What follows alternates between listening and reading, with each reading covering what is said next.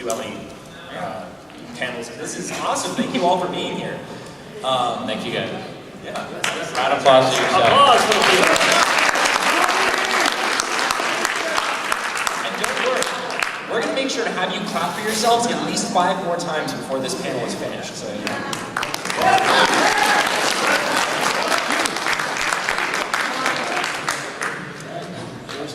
yeah, I think we're just going to, obviously the fan fiction is about the fans. It's about what we do in the fandom and about you guys. So we're going to spend a little bit of time talking about our background in the fandom, and then more than anything, we just want to open it up to any questions you might have about writing your own fan fictions or any of that sort of thing. Specifically, if you have any questions that are for a specific author or any question that might not be appropriate for this specific panel, then feel free to approach us afterwards. We'll probably be hanging around about the outside for a few more minutes, so feel free to do that.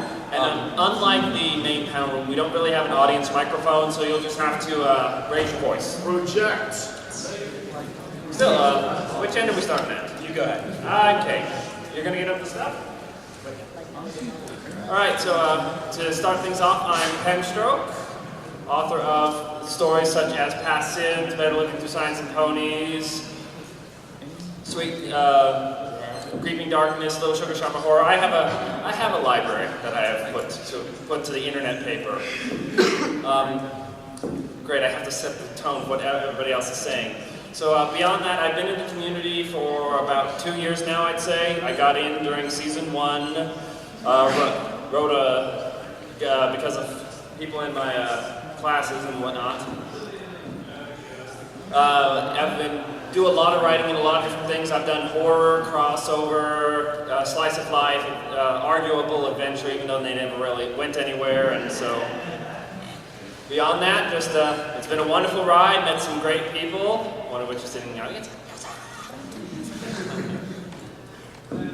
He is a scary person, by the way, but and beyond that, just grown a lot as a writer thanks to the support of the community, so I will roll it down to the next person in line.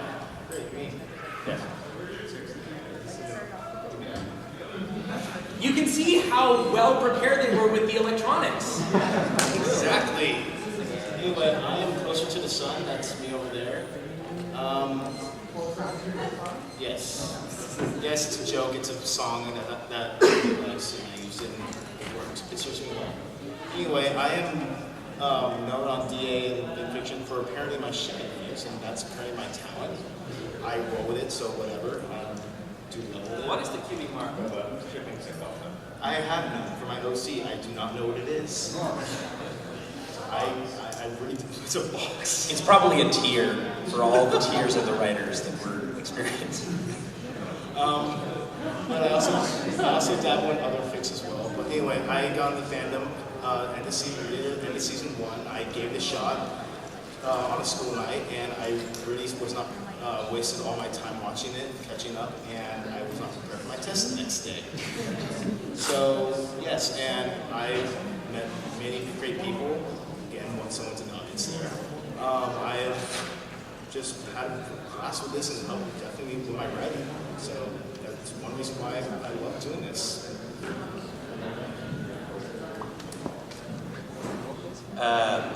I'm a Marine marksman, or Will, the part of the team. Sorry, it's my first time up here, so if I messed up my English, yeah. Anyway, I started about 2 years ago writing some mediocre fics. I wrote the first Halo crossover that was actually featured. I wrote Dixie's Eric Spider-Man against Equestria. I got into fandom through parodies of episodes called YouTube Poops, which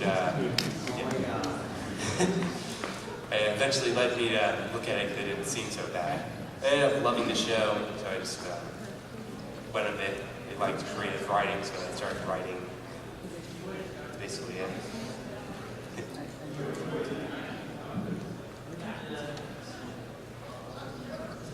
Alright guys, my name is Saber, or you can call me Mason. I go by either name.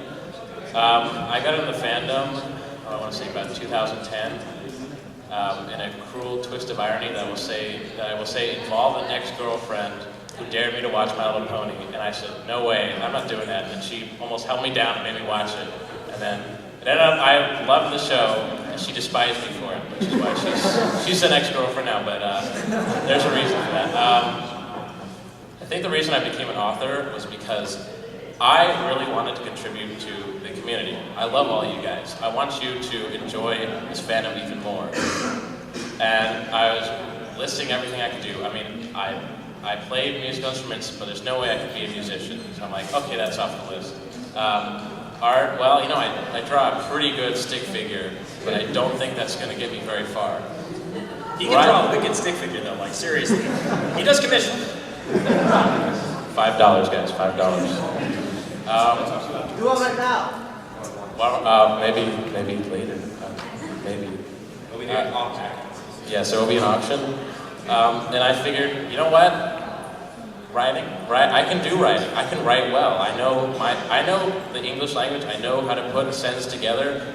I'm gonna go for it. I'm gonna write. And I had this idea in my head, and I thought, okay, I'm gonna put it down. If they like it, they like it. If they don't, they don't. And here I am today, looking at all you guys. Tough to follow all that. My name is Josh Myhouse. On Fanfiction, I go by Josh Myhouse. And I know what you're all thinking.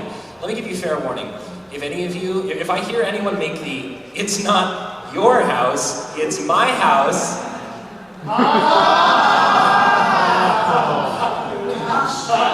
If I hear anybody make that joke, no one will find your body. Just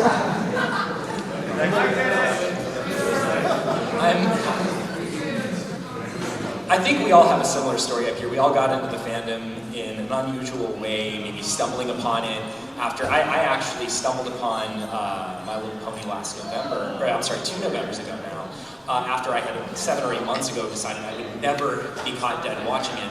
And then it was very little time before I decided to start writing fan fiction, and I absolutely loved every minute of it. Like Penstroke on the end there, I have a library of works as well. Now, unfortunately, my library is a little different. It's sort of like a library of Stephanie Meyer books. You know, terrible in every way, but no, in all seriousness, I really love writing. It's probably my greatest passion. It's a real great outlet for the fans to create even more story around what is already a wonderful story. I've absolutely loved every second of it. And yeah, I think with the introductions done, you know, the formalities out of the way and all that, and our self advertisement, I think we can just go straight to questions from you guys. So, like we said, are we gonna do that now? After all the introductions, okay. Apparently, we have time to talk about our stories. Are we gonna wrap back around this way or go down? All right, we're wrapping around this way. Apparently, I have just had the rug swept out from under me. It's okay, your toes. All right, this would be the story that I'm most happy that I wrote for a lot of reasons. First of all, it came to me absolutely out of nowhere. It was most of my stories are inspired by honestly a single phrase, and then I go to build a storyline around that because I attach a kind of sentimental value to that phrase. This one, from the title, you can tell I attached meaning to the phrase "Meet My Maker." What ensued was a story not unlike The Velveteen Rabbit, in which we see Twilight from Smarty Pants' perspective. All y'all like Smarty Pants? Yeah. I really like your mane. You're under the spell too. Yeah, and this, and more importantly, this was the first story I ever got into Equestria Daily, so it really holds a special place in my heart. I really look back on it, and I'm glad I was able to get it out into the world. Other than her.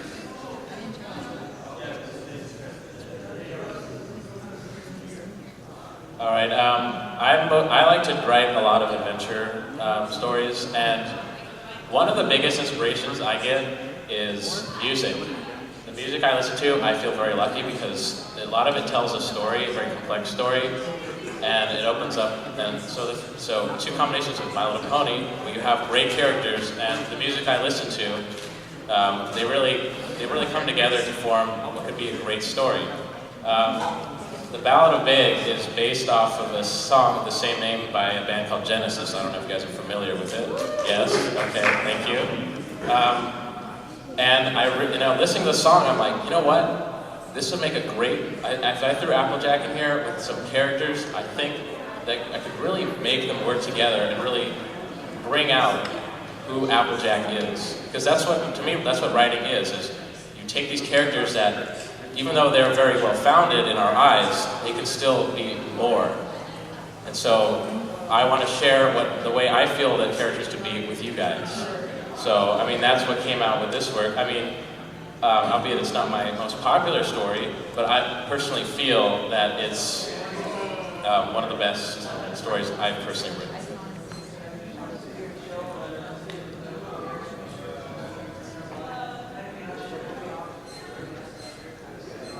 That's what happens when you have like 19 tabs open in Google Chrome.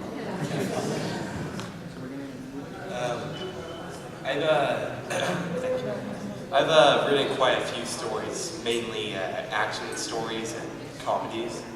This was one of the first ones I wrote that's actually relatively popular and not a complete mess or anything. It's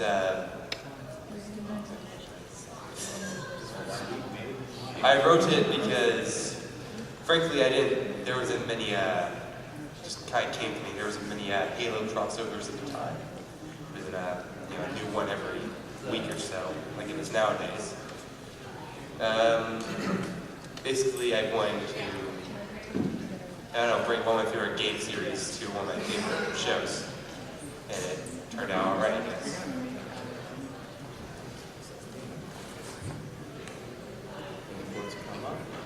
There we are. As you can tell, it's mine because, well, no one else would have that icon, and no one else would, ship those two. That's one thing I have a talent for, on unique shippings. I've created a few. Anyway, this is one of my more favorite stories, mostly because it was the first time I wrote Pinkie Pie, and that's when I realized it's going to be real fun to write for a character. With Pinkie, it's kind of obvious why, but like with each character, they have a different dialect, different manner of speaking. And I've heard people say you do great writing for characters because I can hear their voices when I read it. And of course, like all my other stuff, it's inspired by music. And yeah, each chapter is titled based on music because it's in the way words can. And I try to drive people to a certain song or whatever. And this was also just one I'll always hold a place in my heart because it was just so fun and just reminded me why I want to write. So, yeah. All right, for mine, I can't really pick any other one than this. It's like I have others I enjoyed writing and all such things, but it's like this is the one I am famous for, infamous for. You hate it, you love it. It's Past Sins.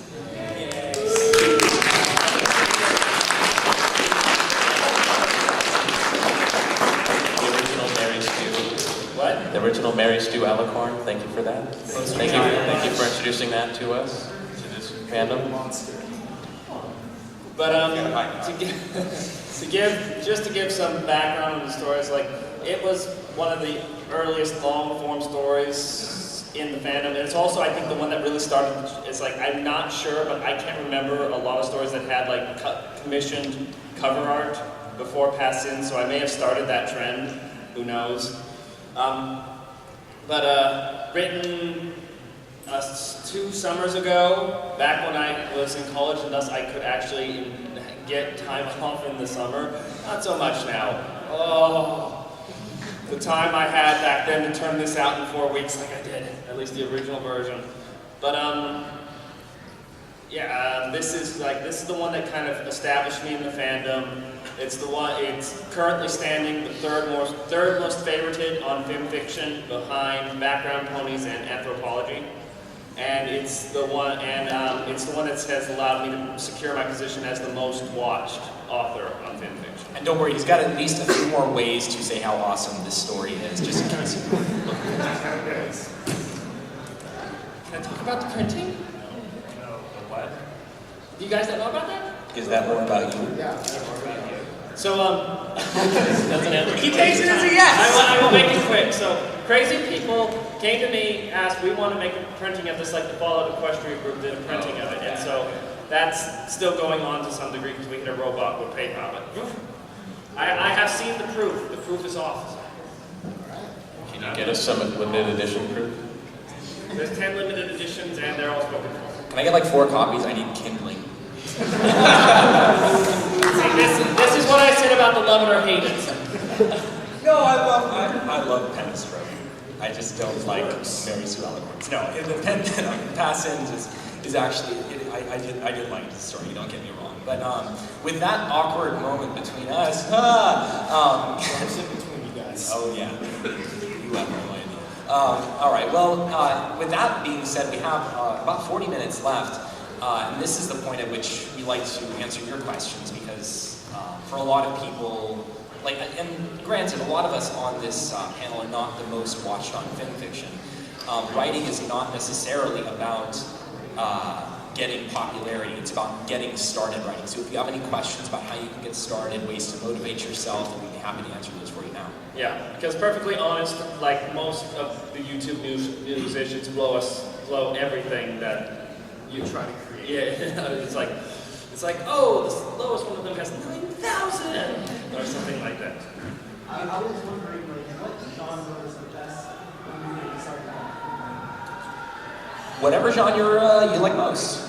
Yeah, and it's like there's no you should start in slice of life. It's just it all depends what you're going for, what you're wanting to tell the story. Because really, the genre is just a tag that goes on the story to help other people understand what to expect in it. It isn't something you can really write for a whole lot because you can say, oh, it's going to be a slice of life, but oh, there's going to be this little bit of sad bit because it's kind of sad slice of life. Well, if I have a different. Well, in my opinion, I think adventure is the best to start with because you can really put in a lot of, obviously action. You could, really bring out characters and dynamics that you'd like. That you have original ideas in your head, and you're like, well, you know what? This character would be like this. It'd be great if maybe they went on a swashbuckling adventure. I mean, that's just my opinion, but I think what Penn said is a good idea too. If I were to say, in my opinion, adventure is a cool way to start. So. Just whatever feels natural to opinion for yourself. Like, if you want to do something like this, go for it. Worst case scenario, you wasted some time and you learn from the experience. Learning experience, that's all the grammar of it. Right after that, I'm an aspiring film writer. I haven't posted anything yet, but I'm a little bit afraid of the feedback that I might get because I don't say that my stories are the best, but I've had people review them before. What should I do to possibly make it? Okay, so the question is, he's asking, how exactly would you avoid, or how do you deal with negative feedback or criticisms like that? Take it as you go. I mean, I have one fic that people wrote because it's very improved, but I can understand. It's not my greatest work. I don't like it, but I tried, and it's still, people keep favoriting it. And keep disliking it, but don't be stopped by that. Just keep trying. And you can't please everyone. I have a story on Fanfiction that I really, really wanted to write. And I think it's the only one I have that has almost an equal number of likes and dislikes. There are some people that don't like certain things. You're not going to please everyone. All that you can do is please yourself. And that's really a bigger concept of writing for yourself and only yourself. If you're happy with what you've created, then criticisms are irrelevant. And then more importantly, if the criticisms are completely ridiculous, if you think they're on something while they're writing that criticism, then disregard it, and it shouldn't impact your opinion of yourself. And if they have valid points to make, then take them into consideration and work them into your next writing. And something you can do to kind of help yourself is to try to find a few people that you trust, like either by going through the review groups on Fanfiction or just through gatherings on the internet. Like there, Maddie Bloom, who's known from my early stories, and also recently is Lustrious Q, who's the head of the printing project, have become like my first stage pre-readers. It's like they see the stuff in a Trost form before we do any real spit and polish and just kind of give the green light, red light to certain concepts just because they're people who enjoy my writing, and so they're kind of the audience I'm writing for. And so it's just like, it helps me to get a gauge of like, okay, this is, fun fact about my Poro crossover, my first one, is that in the original version, I was considering, instead of having GLaDOS come out in an alicorn, the whole lab turning into a dragon and during doing the super epic fight, and Batty kind of just whacked me over the head and said, "What are you doing? Don't do that." So yeah, if you get some negative feedback that's all cap locks, don't take it seriously. It's salt. I mean, it's a learning experience for everyone. Guys, the biggest thing you can do is put it on paper. It doesn't matter what it is. As long as you get it written down, that's the biggest step. And Write it down. And a little word of advice. If you get any negative criticism, be professional about it. Don't rage at them. It's because they have their opinion. And we won't get into raging about negative reviews because we've all done that. You guys, it'll end very badly for you. I mean, No, it should be said that you need to try to learn the line between someone who's doing a negative comment and someone who's doing constructive criticism. Because it's sometimes hard to tell the difference because some people are very socially inept about doing the phrasing itself where they're not attacking so violently. But if it's about like grammar or something in particular, like I got torn apart about my semicolon use, so that's how I learned to use the semicolons correctly. And suddenly it looked like we had 0 questions and now we have 3. It's like all of a sudden you guys are coming out of the ground like Christmas dandelions. lights. All right, I'm going to go ahead and go out on a limb and say, are you raising your hand back there? I can't. Yes. Is that you? Yes. Yeah, go ahead. That's great. We had 2 of you guys going at once. That's fantastic. all right. He had his hand up first. We'll start with that. Okay. Yeah, we'll get to you in just one moment. You're next. Sorry, you in the green and orange with the birds of paradise. There we go. Yes. Road checked. How in God's name do you motivate yourself? Because I know that when I sit down to write something, I cannot concentrate on it for 5 minutes without getting completely distracted. Music and caffeine. Electroshock therapy. The other question is actually a question about writing. There's a debate, the whole thing is show and not tell. But you can really get bogged down very quickly if you decide to show a thing. How do you make that distinction? How do you do it? Yeah, that is a good one. Concise. Like there's a way to show everything and be very, very concise at the same time. See, I think one of the greatest things about prose is that it is not inherently, it's not visual and it's not produced for the reader at all besides words on a page. The reader is free to create whatever reality they want based on very little stimulation or description. I think honestly, you can show by writing very little and allowing that reader to create the image in their head. It's an example like you don't need to show like if I'm going to use like a fountain plaza for example. You don't need to describe every facet of the fountain plaza. You just need to get enough that the player, darn it, my game programming. The reader just needs to be able to kind of get a solid sense of what's going on. Kind of is it actiony? Is it peaceful? Is it a pleasant day with picnics and whatnot? You don't need to say there was this family with 4 and this family with 3 and there was a couple kissing. And it's like Just create the atmosphere as you see fit. Try not to give too much stuff that's irrelevant. and then make comment to the things in the scene that are important. Like if someone's going to be jumping into the fountain for coins, you may want to describe the coins that are in the wishing. So it's like Say this. it's like if you're, I think a good way to really go back over what you've written, read it out loud. If it doesn't sound natural, then rewrite it and get an idea of what you want to say. Another way is to write how you would talk. Don't write some fancy thing and be like, oh, okay, I mean, that looks good, but would I talk like that? No, write the way you talk, because then that even adds more character to the way you write. yeah, it's like if you try to force a lot of fancy words and all this, it starts to come off as purple prose, which is it's just it becomes funky and the reader can tell if you're trying to force a vocabulary you're not entirely comfortable with. And then they'll tell you how terrible that is in an equally 1,000-word long explosion of text. And I think up next we had you in the back with the buttons on your hat. Yes, go right ahead. I think you pretty much asked my question already, but what do you guys do to motivate yourself? Music and caffeine, it works for me. Well, Now midnight.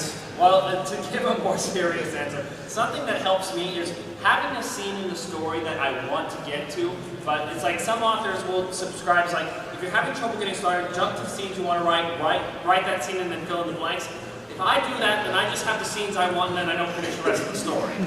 It's like, if I have like my own reward of finally getting that scene out, then it's like, okay, I'm building up to this, I'm going to make it wonderful. Sometimes I don't actually get to that scene because I've written myself into weird corners, but at the same time, I'll have come up with another thing that's just as awesome. It's like, have that little carrot that you put in front of your own thing. It's like, this is going to be awesome when I write this. I just got to get there.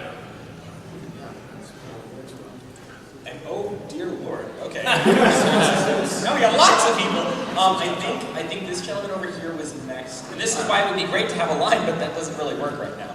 Yes. Well, they could form a line by the camera if they want. Yeah, if you guys want to make sure keep your place, you can do that. And then Just stand right behind the camera. That's fine. Don't touch the camera, but stand by the camera. You in the orange shirt, I have my hand. I want to see your face because you're the first. You inspired me to write fanfiction, which I kind of hate you for it, but I understand all too well. You're one of the few people who I actually finished reading their story and thought it was amazing. I just have to ask about pacing. It's one thing to actually make the time for your fanfics, but it's another thing to like use your time. How do you guys use your time in the long term? So for pacing, so you start with pacing. I'm not understanding the question. Sorry. Just like pacing in a story. Yeah. Just like how you manage your time when you have that time. Oh, when you want to write. I tend to.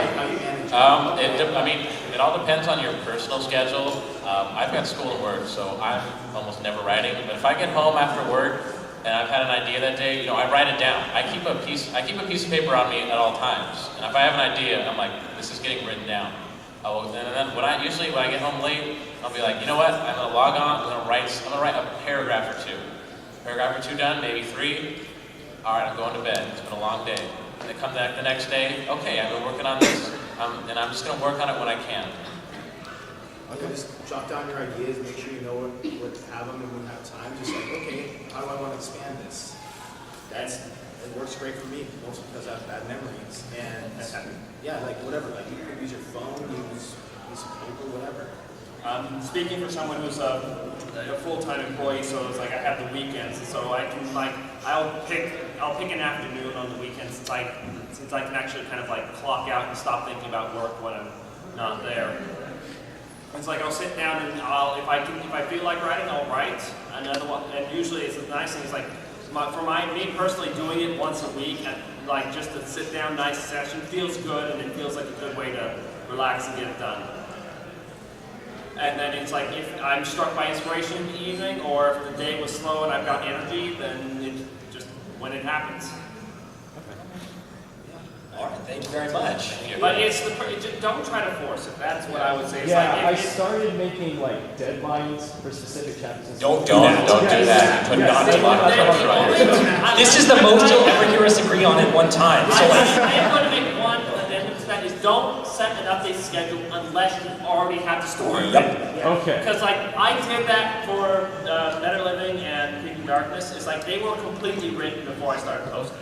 And so I was able to kind of like dole them out in little bits. Yeah, that's obvious. But yeah, don't force it out because then it comes out natural and it's clunky. Okay. Thank you very much, sir. I wasn't lying about the applause. I've actually managed to, it's like I don't know how I managed it, but it's like since I started Winter Bells in December, I've actually managed to keep a 2-week schedule except for once. It's like I don't know how I did it. Screwed up once. Get it together. One. Yes, I'm Mr. Orange Shirt. And my question is, what's the line between detailed and tedious to read? Very, very good question. You should say recital. You said read it out. If it feels forced. What was the question? The last part? Between what and what? Detailed and tedious to read. Because I tried writing some fan fiction. The first time, it was the amount of detail was okay, I guess. But the second one, all my friends said I should be shot for ever writing a 50-page manual on detail. It's a good. It's a good idea. finding a balance between detail and just what's a tedious list can be difficult. I'll admit, when you get experience, as you get experience, it'll come naturally to you, just like anything else, playing an instrument, etc. But like Joe said, Joe? That's me. Okay. He was pointing at me, it's like I was confused. No, you're leaning like that. Well, I want to see read it out loud. If it doesn't sound natural, then it's not going to sound natural. So the best thing you can do is read it out loud. It doesn't matter how silly you sound. But if it sounds silly, change it. That's exactly the point I'm trying to make. So. And it's also a little bit of matter of opinion like this. There's going to be a point where everybody's going to agree. It's like, don't spend a page talking about snowflakes. Or just like, That'd be awesome. Well, no, it's like, this is unless there's snowflakes made of cocaine or something. This is something I got from the newspaper editor in my hometown, because he's been trying to write to them, so I talked to him at one point during high school. Is that it's just like there's an author who like spends several pages just talking about the snow in a forest in the first chapter, and it's a horrible book, but it's also he's revered as a really great author just because of what happens once he actually gets it going, and the metaphors and all that stuff. So it's really a matter of opinion, opinion, taste. And so, like I said, read it out loud to yourself. If your friends are the kind of people who enjoyed your first story and you want to keep kind of catering to that audience, then listening to their opinion is also a good thing. And just something that will help is you don't need to describe it unless it's going to serve a purpose. It's the Chekhov's gun theory. If you're going to mention the gun hanging above the fireplace, it better go off at some point in time. Otherwise, what's the point of mentioning the gun on the fireplace? Thank you very much, sir. I thank you for answering my question.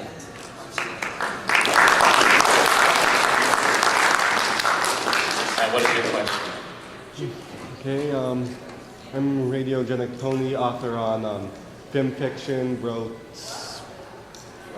very complex series of stories where each chapter is its own story, 3 parts to a bigger story.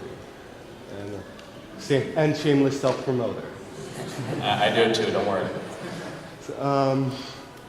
So my question is, if you take a break from writing, do you notice any change in how you write for a particular character? And if so, when do you get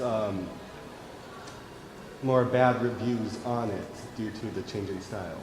First of all, to answer your first question, absolutely, I do. I have noticed change in my writing style. I think we probably all have, because you develop as a writer over time.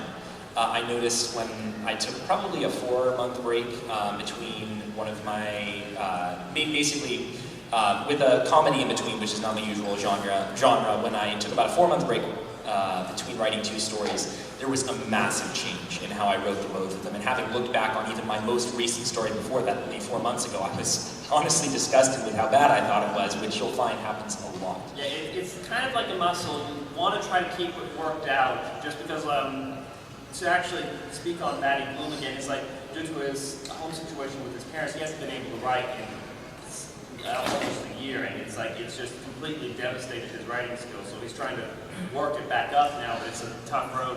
And so it's good to try to get writing in all the time, even if it's something you're going to throw away, just so that you keep kind of those gears turning, those juices flowing.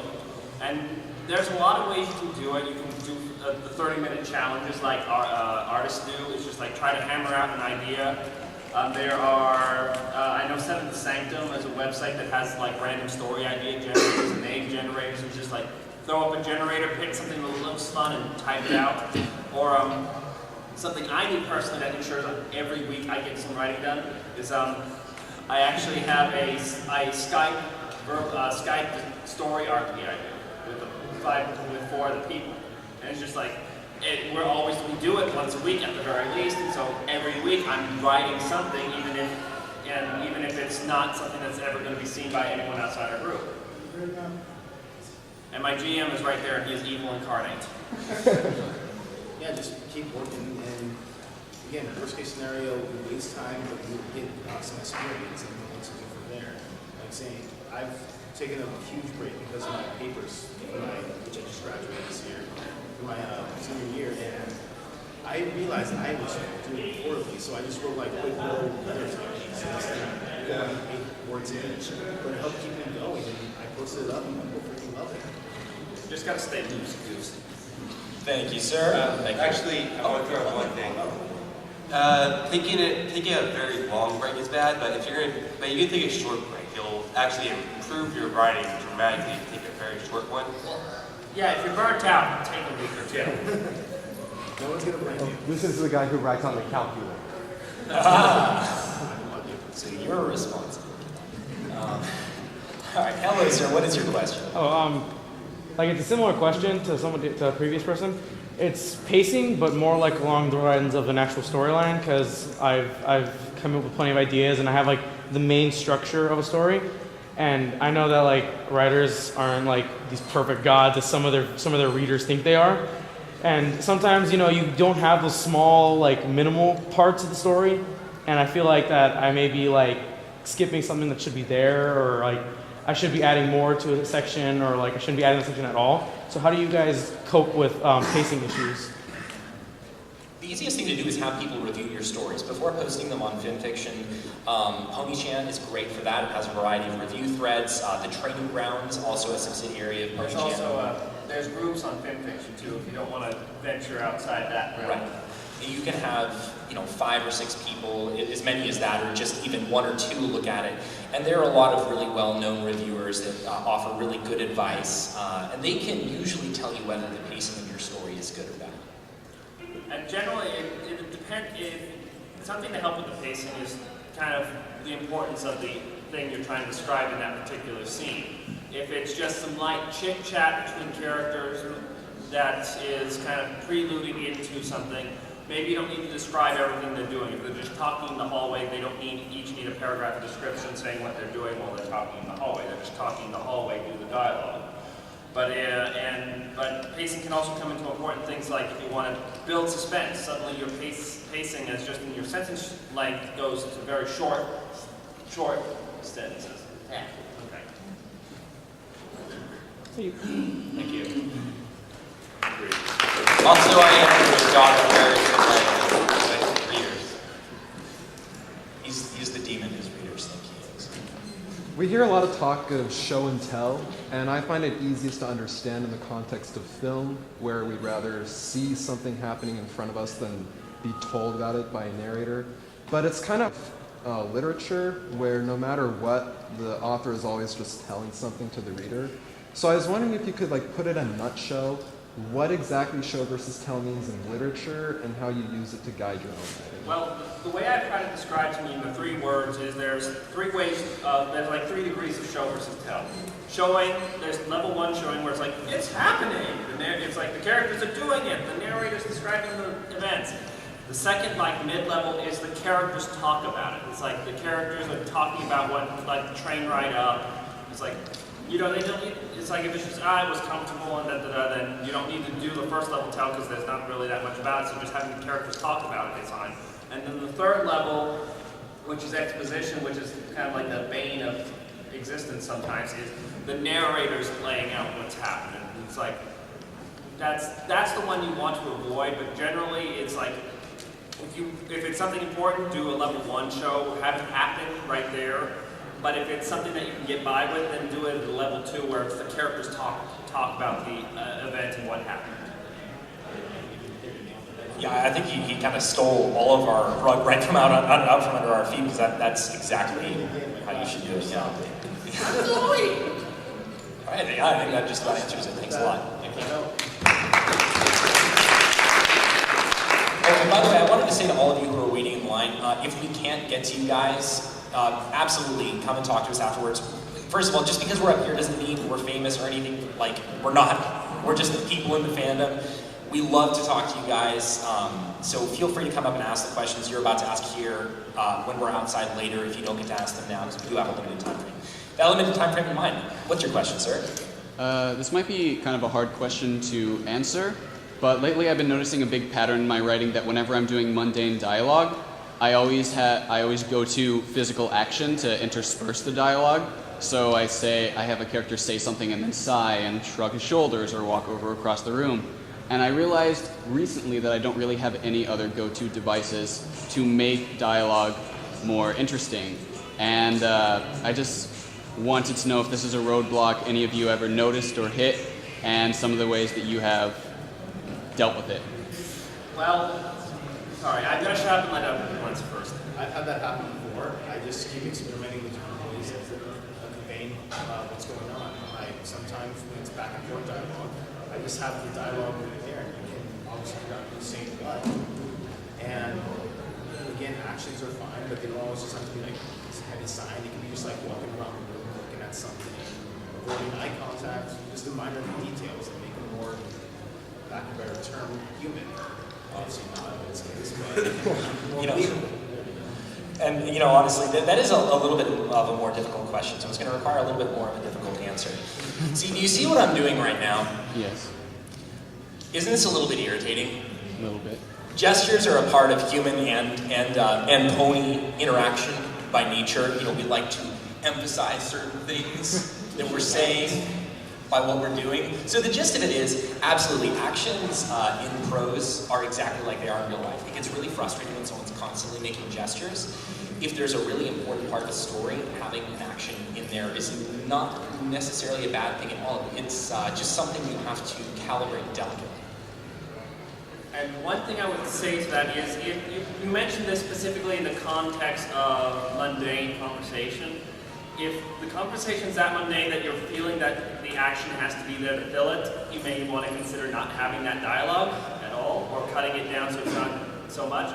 The other thing to do is have them doing some task where you can keep describing it, like playing a game of chess, working to decorate a party.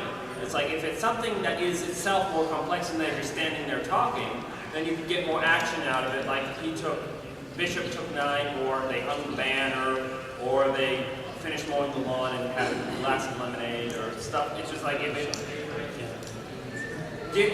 give yourself a little bit more fodder for action beyond just standing in the hallway, or even just give them somebody to watch.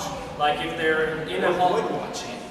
Yeah, or just like simple expressions, like maybe on the face or where their eyes are pointed or whatever. Or the thing as I mentioned, what I was trying to get to was watching was like if they're standing in the hallway, there's a janitor down the hallway, and they're just watching him work as they talk, and he's doing weird things like, I don't know. We don't want to know. Thank you very much. No problem.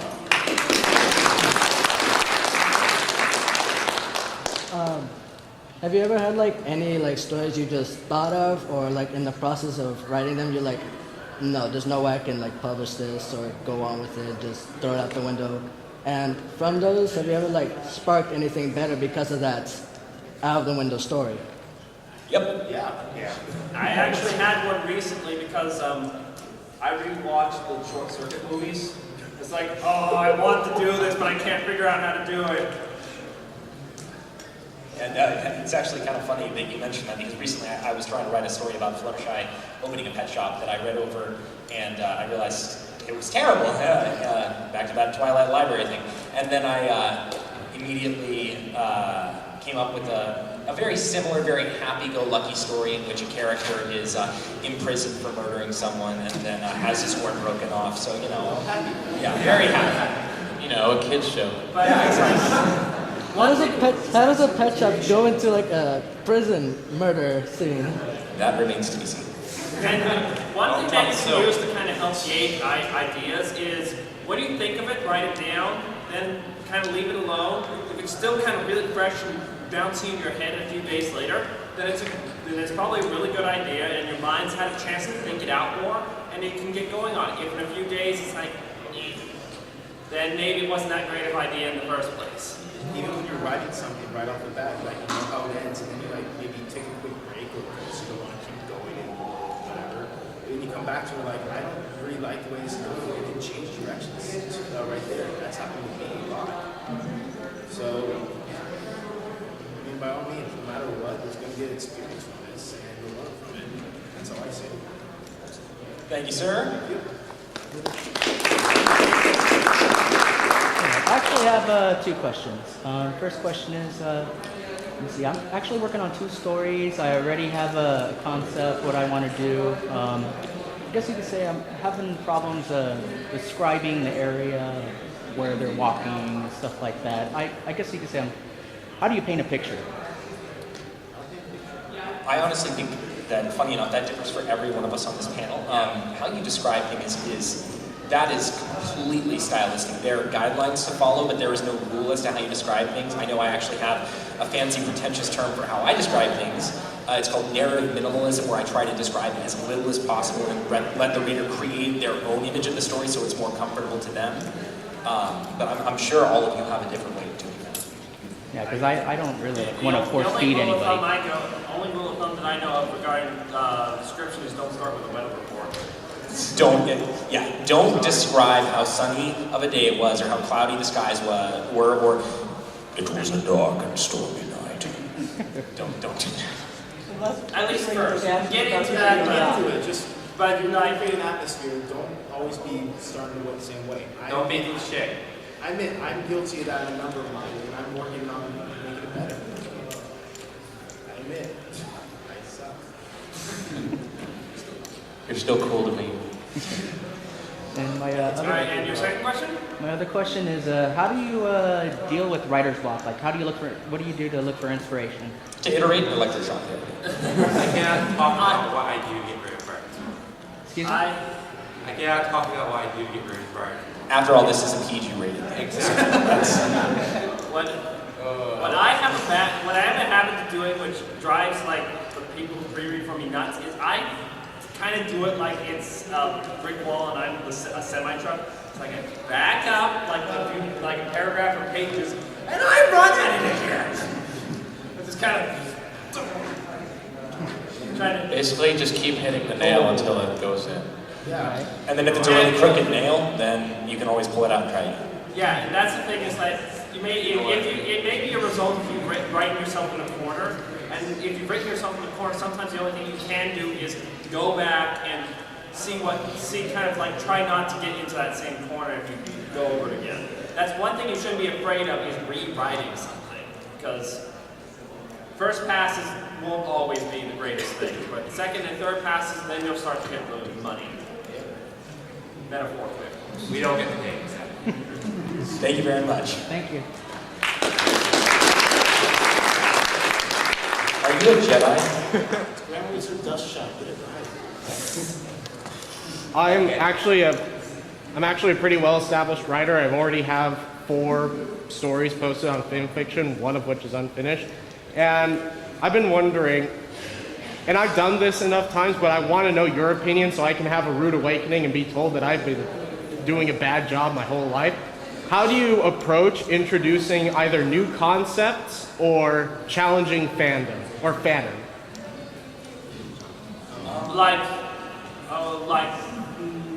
Like not shipping a pair of characters together that would otherwise be shipped, or having Colgate not being a dentist, that kind of stuff? Or more like changing the nature of a certain group of characters. Like one of the ideas I had in my mind is making it so the changelings aren't like the Zerg from StarCraft like most people have them, and it instead focusing on the Fey lore aspect of a changeling. Well, the nice thing about your writing is it's your writing. For example, I have a story about Vinyl Scratch, and I wrote it before I really got into fandom, and the persona of the hyped up DJ who's usually shipped with Octavia was out, or in my mind. And in my head, Vinyl is a quiet pony who she has another friend who I just made up on the spot. But the nice thing is, you can roll with that. You don't have to do what people expect, especially if they're fandom characters. If your idea of the changelings, well, maybe they're different modes. Maybe they have attack mode. Maybe they have everyday mode. So the nice thing is about what you write, it can be what you write. It doesn't have to follow any norms that are set by the fandom. Feel free to experiment. I mean, Because the things that came out of fandom had to be experiments at the start. Yeah, I mean, as a ship writer, I have not ran a hetero ships. But yeah, I've read ships spiked with almost everyone right now. Big Mac with every main cast except Applejack and Luna. What I've done with them. Again, I just feel free to go for it. I mean, worst case scenario, people say boo and you come from it. Again, my very boo, everyone hated it. I'll be honest, your idea actually sounds interesting, so I recommend you went ahead and do it. Yeah, go for it. That sounds great. I agree. Generally, If you didn't recommend it, go for it. Generally, something that will help, I think, like make people appreciate the view you're trying to do, is if it is actually key to the story. If you're doing this different from everyone's understanding, just for the heck of it, or it doesn't play an important part to the central plot line, then you may get some static from it. But for example, there's a story where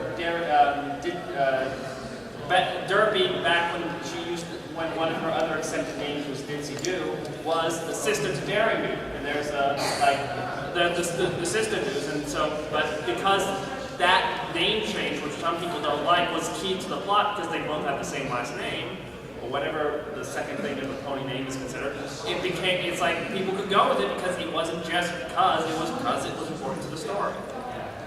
Thank you very much, sir. What time? We have 2 minutes, so I can flip. So, everyone, we're about to be over time, so we're hunting rabbits. And it's like, that joke was like, plop. All right. Go ahead, sir. What's your question? How do you make your protagonist likable and your antagonist loathable? Like, don't make your protagonist an alicorn. Oh wait, I forgot to specify. I'm not writing in ponyfic. Oh, just writing in general. Yeah. Easiest. Don't make it out. Really, don't do that. With protagonists, honestly, the easiest way to do it: give them lots and lots of weaknesses. Make them seem as human as possible. Have them make mistakes as often as possible. Make their journey through the story really tough. Antagonists, make them as powerful as you darn well please. They can destroy the universe with a flick of the wrist for all most readers care, because that's the point of an antagonist, is that they are super difficult to defeat and they're providing a real problem for the story. And the whole point of the story is to see or to read the challenge that the main character faces. And so even if there isn't an antagonist, or the antagonist is the problem itself that the character is facing, as long as there's that challenge and something's overcome, then usually you're doing pretty good. Okay. Thank you very much, sir. And we are literally 5 seconds from being out of time. I am so sorry to anyone who's still on the line, but like I said, feel free. We'll be right outside. You can ask us the questions. Unfortunately, you can't ask in front of the crowd, but you can ask us the same questions you were about to ask here. We'd be more than happy to talk to you about it. And even in a way, it's even better because we can talk freely then. Yeah, you know what I mean. All right, thank you all so much for coming out. This was a great turnout. Enjoy the Equestria LA 2000.